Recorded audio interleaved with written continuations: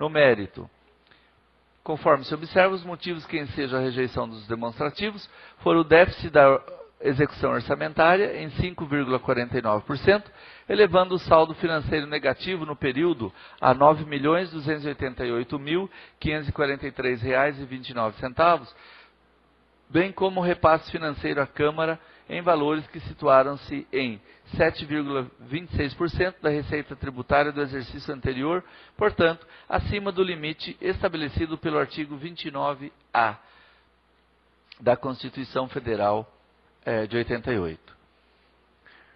Quanto ao déficit de execução orçamentária, a despeito dos argumentos ofertados, pode-se observar no quadro sintético elaborado pela inspeção que, muito embora tenha havido déficit de arrecadação no período, ou seja, tenha ocorrido ingresso de R$ 5.088.271,82, equivalente a 5,26% a menor do que o esperado, a administração promoveu o aumento das despesas autorizadas, de tal sorte que a sua execução resultou em déficit de R$ 5.034.122,90, que representou 5,49%. E conforme anotado por SDG, o relatório de inspeção revela que a origem foi alertada em 5 oportunidades sobre o descompasso entre receitas e despesas. Deste modo, enquanto a lei da responsabilidade fiscal determina o acompanhamento das metas bimestrais de arrecadação, inclusive com a possibilidade de limitação do empenho da movimentação financeira, ao contrário, a administração procedeu à elevação da fixação das despesas, determinando o desequilíbrio fiscal, uma vez que os gastos do período foram superiores ao ingresso de recursos. Não sensibilizam os argumentos sobre a falta de ingresso de recurso de convênios firmados ou da inscrição de restos a pagar não processados, uma vez que a administração deve agir no limite de suas possibilidades econômico-financeiras e, do mesmo modo, toda a dívida contraída, se acaso não foi anulada, constitui passivo da entidade.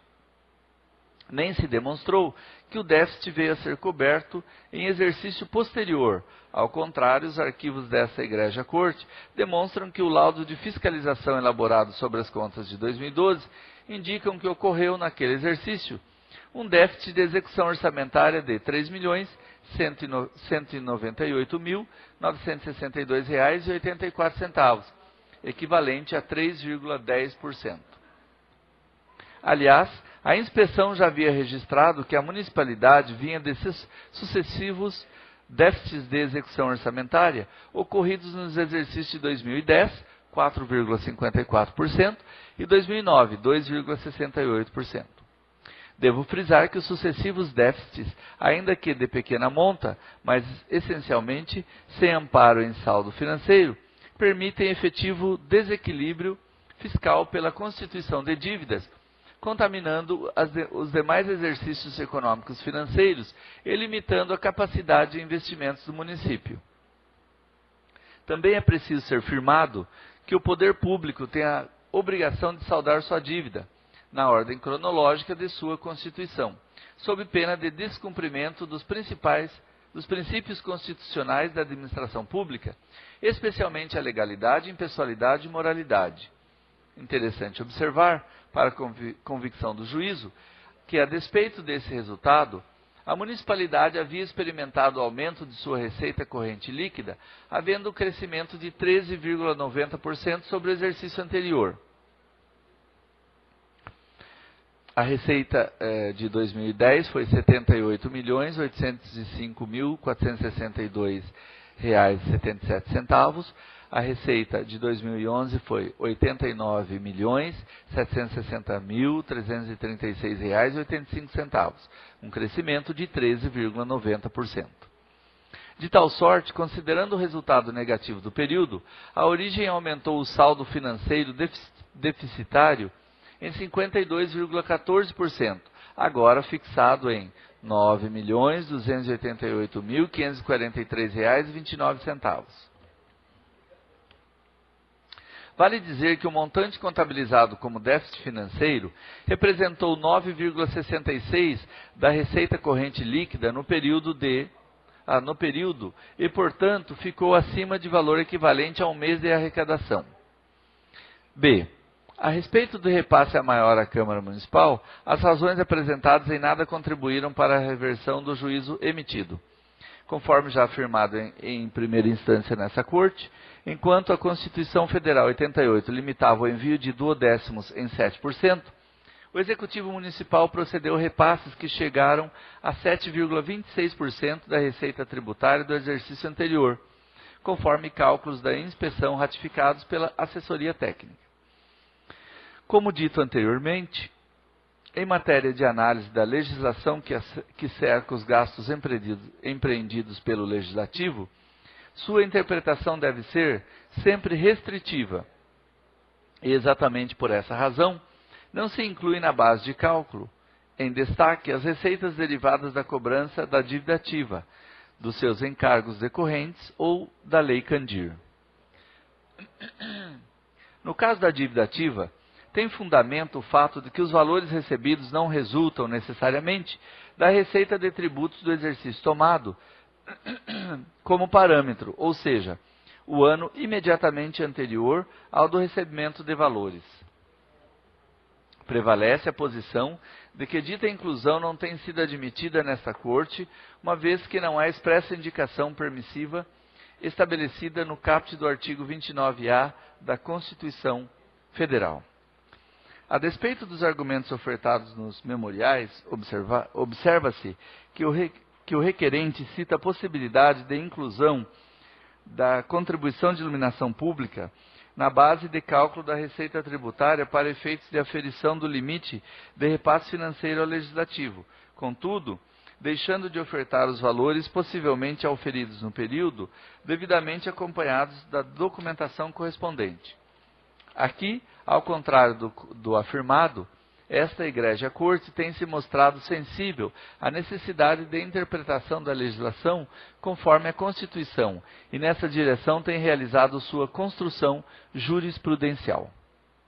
Sobre o tema, lembro recente decisão proferida nos autos do Tribunal de Contas 1256/026/10, Contas da Câmara Municipal de Araçariguama, exercício de 2009, em sessão plenária de 8 de maio de 2013, conforme trecho de interesse do voto por mim proferido, abre aspas. Assim, afastadas as pretensões do recorrente para a inclusão das receitas provenientes da dívida ativa, multas e juros incidentes, resta enfrentar o pedido para a inclusão da COSIP, este agasalhado pela SDG. A despeito do esforço despendido nos autos, não vejo qualquer dificuldade em aceitar que a contribuição em apreço tenha natureza tributária. Mesmo porque agora não podem parar quaisquer dúvidas nesse sentido, haja vista o posicionamento do excelso Supremo Tribunal Federal. E, finalmente, incapaz de ser aceito o argumento de que a proibição constitucional residiria tão somente nas despesas executadas pelo Legislativo, quando acima do limite constitucional, assim, isentando o chefe do Executivo de seu efetivo repasse. A rigor, com extrema clareza, o texto definido no artigo 29A, inciso 1 da Constituição Federal de 88, impõe como crime de responsabilidade do prefeito municipal, abre aspas, efetuar repasse que supere os limites definidos neste artigo, fecha aspas. E desse modo, o ato em destaque não possui a neutralidade pretendida pelo recorrente. Nessa conformidade, voto pelo não provimento do pedido de reexame interposto, a fim de manter a decisão proferida pela Egrégia Primeira Câmara, desfavorável à aprovação das contas. Ficam mantidas as demais recomendações e determinações constantes naquela referida decisão. Não houve discussão, o relatório e votos juntados correspondem ao inteiro teor das notas taquigráficas referentes à sessão do Tribunal Pleno do dia 21 de maio de 2014. Lia Aparecida Nuz Garcia, agente de fiscalização financeira.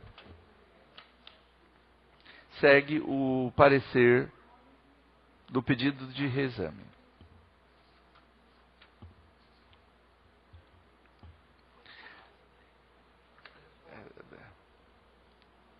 Vou só citar, né? Isso. Segue o despacho da presidência para encaminhando o processo. Segue o aviso da presidência, do presidente, tornando o processo público.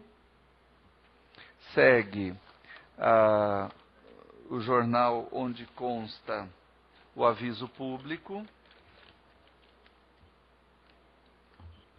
Segue agora o relatório da Comissão de Orçamento e Finanças.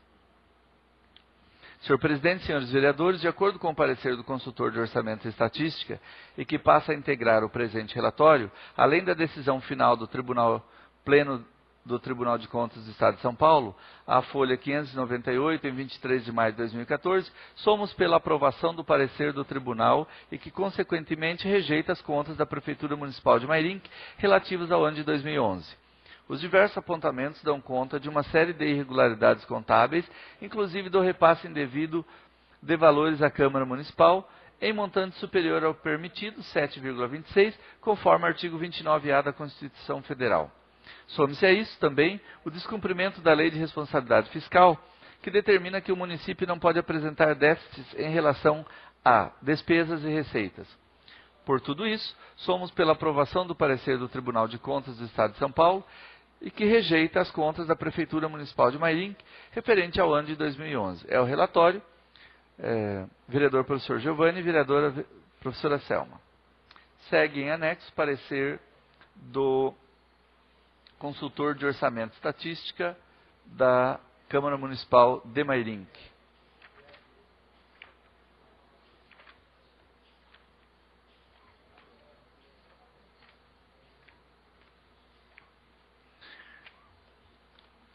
O parecer em anexo orientou a decisão da Comissão de Orçamento e Finanças. Segue em anexo o secretário-geral passando o conhecer para o responsável pelas contas.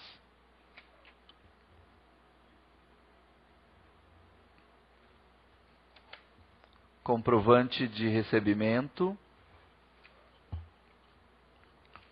E agora passaremos à leitura da defesa do prefeito, responsável pelas contas. Excelentíssimo senhor presidente, Denis Venere, prefeito do município de Mairinque, no período compreendido entre os exercícios de 2005 e 2012, em atendimento à notificação expedida por vossa excelência, vem tempestivamente exercer seu direito de defesa, nos termos do regimento interno desta egrégia Casa de Leis, mediante a apresentação das alegações e justificativas acerca das ocorrências suscitadas quando da análise das contas do exercício 2011 do Executivo de Mairinque. Antes, porém, tem-se o parecer prévio emitido pelo Tribunal de Contas do Estado de São Paulo pela desaprovação das contas do exercício 2011 do Executivo de Mairinque, foi submetido à apreciação da Comissão de Orçamento e Finanças dessa edilidade, tendo recebido a aprovação do parecer do Tribunal de Contas e, consequentemente, a rejeição das contas. É certo, senhor presidente, que na conformidade do relatório final elaborado pela Comissão de Orçamento e Finanças da Câmara, reconhece-se que de todas as eventuais irregularidades apontadas pelo agente de fiscalização, apenas 2 levaram à emissão do parecer desfavorável, sendo certo de que outras foram emitidas recomendação ou formação de autos apartados. Dessa forma, referentemente aos demais itens, não há necessidade de apresentação de quaisquer justificativas. Como ressalva, no referido relatório final elaborado pela Comissão de Orçamento e Finanças da Câmara Municipal de Mairinque, permaneceram como importantes, a ponto de serem detidamente discutidos, o déficit apresentado e o valor repassado à Câmara Municipal superior ao que dispõe o artigo 29A da Constituição Federal. Pois bem, relativamente ao déficit, conforme informado junto ao Tribunal de Contas do Estado de São Paulo, o mesmo ocorreu em consequência do não repasse de recursos de convênios do governo federal. Houve grande desigualdade entre o valor previsto e o efetivamente arrecadado, tendo em vista que havia previsão de recebimento de convênios no valor de R$ 13.016.106,02 e a arrecadação obtida ocorreu no valor de